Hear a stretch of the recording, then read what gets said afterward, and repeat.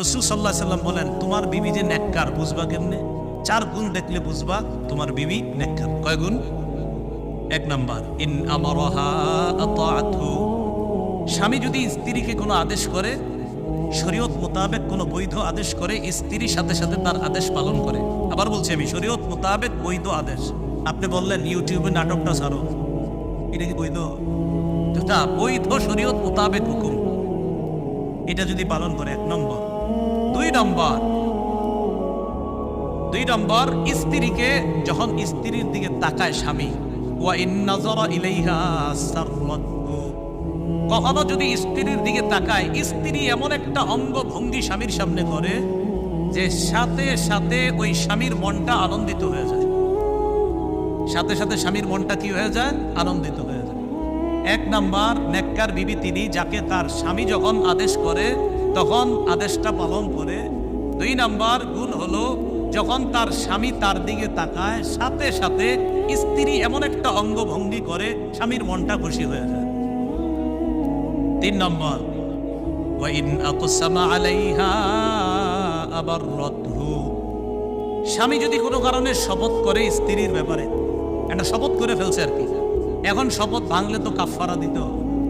তো স্ত্রী এমন একটা কিছু করে যেটা করলে স্বামীর শপথভঙ্গ হবে না, কাফফারা দেওয়া লাগবে না।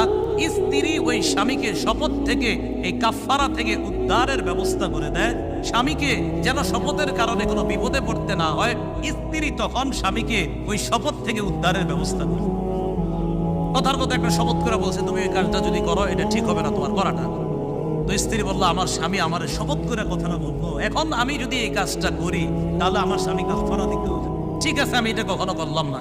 তো স্ত্রী যদি এটা আর কখনো না করে, স্বামীর আর কাফফারা ভঙ্গ হলো না। রাসূলুল্লাহ সাল্লাল্লাহু আলাইহি সাল্লাম বলেন, নেককার বিবি 1 নাম্বার, তাকে হুকুম করলে হুকুম পালন করে। 2 নাম্বার, স্ত্রী তার দিকে যখন তার স্বামী তাকায় সাথে সাথে মনটা খুশি হয়ে যায়, উৎফুল্ল হয়ে যায়। 3 নাম্বার, যখন কোনো কসম করে এই কসম থেকে উদ্ধারের ব্যবস্থা করে দেয়।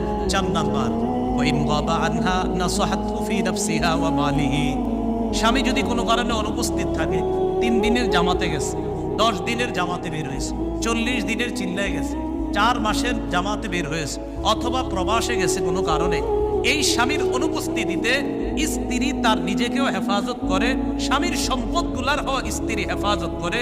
রাসূল বলেন, এই 4 গুণ যখন পাওয়া যাবে, বুঝবা তুমি একজন নেককার দিনদার স্ত্রী পেয়ে গেছো। আল্লাহ আমাদেরকে যে কথাগুলা বললাম বুঝার তৌফিক দান করেন।